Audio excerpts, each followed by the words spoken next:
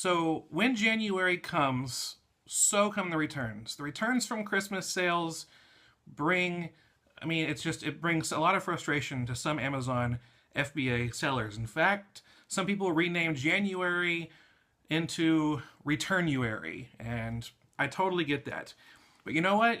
I just have to start off this video by saying it's okay. Returns are okay. They're part of the business. You get a ton of sales in November and December. Returns are going to be natural. It just seems like it's a lot more because you made a lot more sales, and so the percentage is probably still about the same. It might be a little bit higher percentage of returns versus sales, but still, it's nothing. Nothing to worry about, but there are some things that you need to do and things that you need to worry about in order to protect your seller account when you do get these returns. And if you don't take care of them as soon as possible, they could pile up on you, and some negative things can happen with your Amazon FBA business. So let me tell you what to do when you get a return from an item that you sold on Amazon. The buyer says that they don't want it anymore. They send it back to Amazon. What do? Number one, the first thing you do is when you very first hear about this return, you get an email from Amazon that says, we have refunded the customer, this amount. And most of the time when Amazon refunds the customer, it's because they've requested a return. Amazon, without even waiting for the customer to actually return the item, automatically gives them that return. So the first thing you need to do is save your return email, your refund email from Amazon, where they're telling you that this order has been refunded. You need to save that somewhere in your inbox, create a folder where you have that information. And then what's supposed to happen is that the customer has 45 days to actually return the item, which I think is very generous. A month and a half to actually return the item. And you know what? If the customer ends up not returning the item after 45 days, you can open up a ticket with Amazon and request a reimbursement for that. And you can get your money back because they never returned your item. And that's a whole nother topic for a whole nother video. If you want to see my blog post that I wrote up about how to make sure that you get reimbursed for returns that aren't really returned, go check out fulltimefba.com/returns. And when you go to that, it's the blog site that tells you exactly what to do, where to go on Amazon, what to tell Amazon, so that you make sure that your returned items that they're supposed to come back to you are actually returned. So check that out. So number two, if it's over 45 days and it hasn't been returned to you, ask for a reimbursement. Number three is if you actually do get the item returned, you need to look on Amazon and run the report to find out why they returned the item. And if you go, and it's really easy to do on Seller Central, you log into Seller Central. So tip number three is to find out why the item was returned. Log into Seller Central, you click reports, you click on fulfillment. After you click on fulfillment, under customer concessions, you click on returns, and then you run a report. Usually I run a report for the last 30 days, 60 days, depending on when this item was, when I got the notification that it was going to be returned. And I can see the reasonings why. And there's a lot of different reasons why. Sometimes it's just an unwanted item. Sometimes they say that the item is defective. Sometimes they say that the product is not as described on the website. Sometimes they say the product, doesn't fit. Or they ordered the wrong item, or it was an unauthorized purchase because they're blaming their kid for ordering something. Who knows why, but you'll see the reason why. Now, for some reason, not 100% of all returns actually show up on this report. So if you go through and you look and see that there's an item that was returned, and they actually did return the item to Amazon, you want to follow up with that and open up a ticket and ask Amazon, why was this returned? But most of the time you can see the reason why. And sometimes when items are returned to Amazon, Amazon deems them as sellable and puts them back in your inventory and back on sale on Amazon. But most of the time Amazon deems items as customer damage. Now, when it says customer damage, it doesn't mean that the customer got the item and then, damaged the item and then decided to return it. That's not what that means. When it says on Amazon that it was customer damaged, it means they opened it. It just means they used it. It's no longer in new condition. They opened the box. They opened the book. They took this, plastic wrapping off of it. It's customer damage. They took the item out of the box. So it's no longer new. And so that's how they say, customer damaged. It just means that it's an open item. But either way, whether it's customer damaged or whether Amazon deems it sellable, the next tip for you is to have that item returned. Tip number 4, have the item returned to you for inspection. You don't want somebody in an Amazon warehouse deciding on if this DVD is still in new condition or not.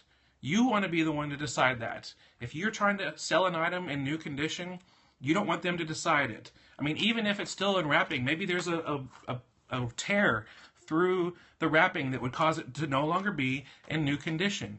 And so you want to make sure that you do that. So anytime you have a return, whether it's customer damaged or sellable, have it returned to you for you to inspect it. Okay? And then tip number 5 is inspect the item. If it's still new to you, then send it in back as new. It's no big deal. And some people are like, God, I hate that I have to have it all sent back to me to inspect it. Well, it basically only costs about $1 to do that. It costs about 40 cents to have the item shipped back to you. And if you include that item with a lot of other items that you're sending into Amazon, it might cost you only 40 or 50 cents to send it back to Amazon. And that $1 is the price I'm willing to pay, and hopefully you will be too, to protect your account, because one of the worst sins, the worst Amazon sins to commit is to sell a used item as new. And you don't want the Amazon workers to decide whether this item is still sellable and still in new condition or not. They're not perfect, we're not perfect, but you want you to be the person who decides that, not somebody who's not someone who's being paid to do a hard job as fast as possible. It's just crazy. If you've ever talked to anybody or read an interview with anyone who works in an Amazon FBA warehouse, speed is the number one important thing for them. So you don't want them to go like, yep, that's new, and it's not, So it's something to be sure that you take advantage of. Okay, so like I said before, number 1 is saving your email. Number 2, if it's over 45 days and you still haven't got it back, request a refund. And you can find out about that at fulltimefba.com/refunds or returns.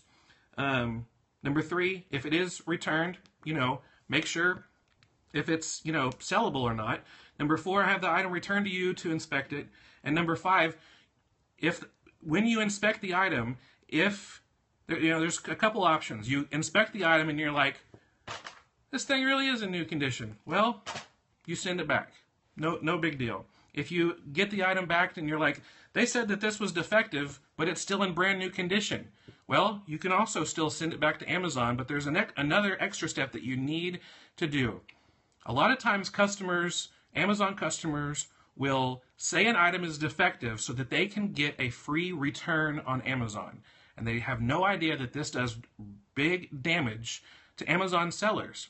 Because if Amazon sees that you're selling items that are defective, that's another huge sin. You're selling items that are broken. You're selling items that aren't working. And a customer is telling the Amazon that you're selling a defective item.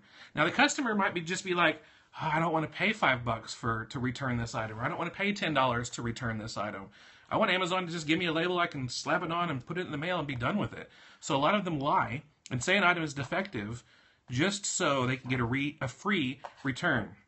So this is what happens. If you get a return back and you inspect it and you're like, this is still in new condition, and or if they, like I got a sporting equipment that was a mechanical sporting goods equipment. It said that it was defective. Well, I took it out of the box, I put it all together, I put the batteries in, I turned it on, it still worked perfectly, nothing defective about it. So this is what you need to do. If you get an item that is returned by a customer and they say it's defective, and it's not, it's still working, it's still in new condition, and even if it's not in new condition but it's still working, the whole point is it's not defective, you need to open up a ticket with Amazon and tell them. You need to say, this customer sent me return this item claiming it's defective. I've inspected this item and it's not defective. It works absolutely perfectly, And I believe this customer was trying to get a free return in order to, not have to deal with return costs. And they claimed that it was defective, even though it was not. To save you some time, to save you a step, here's what you need to do next. Take a picture of the item, and you also want to take a picture of the little Amazon return slip that comes in with the item. So when you get the item back from Amazon, you open the box to inspect it, you look at the item, you look at the little return slip that it comes with it, and you take a picture of both of these together, and then you take a picture of this by itself. This is my returned item. And you take a picture of this by itself so they can actually see the numbers and all the information there. And you attach that to your ticket that you're opening up with Amazon so that they can see for themselves the item still is in new condition. And here's proof. This is the slipping paper. Here's a picture of it. And they either reply in two ways. They either reply and say, "Thank you for bringing this to our attention. I see from your picture that the item is still in new condition," or "I see that from your picture the item is still in working condition and is not defective. We have put a note that the customer can't see on their account, and if they continue this process of trying to get free returns by saying an item is defective, they will cancel the buyer's account." And so that helps protect Amazon, and about 50% of the time, the person who I'm talking to on Amazon will also reply and say, "And because of this, I will go ahead and submit a reimbursement for you for the cost of this item, and I'll end up getting reimbursed for that." Other times, if the item is still new, they'll say, "Feel free to send it on into Amazon. We can't reimburse you because it's still in new condition, but you can send it back into Amazon for the possibility of selling it to somebody else." So all of those things combined is something that will help protect your account, because if you have too many dings on your account that you have sold an item that was defective, it's something that over time it will add up, and Amazon will ding your account and could cause you a trigger for those robots out there that are suspending accounts. For anybody to for any accounts that have too many of those sold as defective, you don't want to get your account suspended. You want to protect your account. Now, if you're a little bit worried right now about the stuff that's been in the past, there's not a whole lot we can do about that for things that are in the past, because you might not still have the packing slip paper or the original item. But moving forward, what you can do is do the right thing. It takes a little bit of time, but it's worth saving your Amazon account. It's worth protecting your livelihood. I know for some of you, you do this full time. Even as a part-time job, it's part of your livelihood. And so you want to make sure that you protect that. So again, save the emails, and if you get an item that Amazon customer says it's defective, open up a ticket and let Amazon know. Just yesterday, I was reimbursed $79.99 for an item that the customer claimed was defective. I took pictures, send the pictures in the description to Amazon. They reimbursed me. I've had puzzles before where I opened up, the puzzle pieces are still in, the wrapped cellophane, and they're claiming the puzzle was defective. I'm like, oh, how can a puzzle be defective? I'm just thinking you looked at the 5,000 pieces and didn't want to build it and didn't want to pay for the return. You need to do this to protect your account. That's all for today. Thank you so much for watching. I appreciate it as always. If you're looking for any of the links that we talked about during this video, you can find those in the description below. And if you like the video, I'd appreciate a thumbs up. And if you have a comment or a question, you can do that below too. I'd always like to hear your thoughts on what we talked about today. And if you want to be sure you don't miss out on any of our upcoming videos, be sure you subscribe to this channel. We have videos uploaded all the time to help you start making more income on Amazon FBA. And if you want to find out more about selling on Amazon FBA and turning part-time hours into a full-time income, go check out our blog, fulltimefba.com. When you subscribe, you'll get a couple of free PDF downloads that will help your business on Amazon become that much easier. And the blog is filled with over 100 blog articles that have tutorials, experiments, walkthroughs, teachings, tutorials, lots of stuff that will help you make more money on Amazon. Anyway, this has been Smotherman. I hope you have a great day. I'll see you soon. Bye.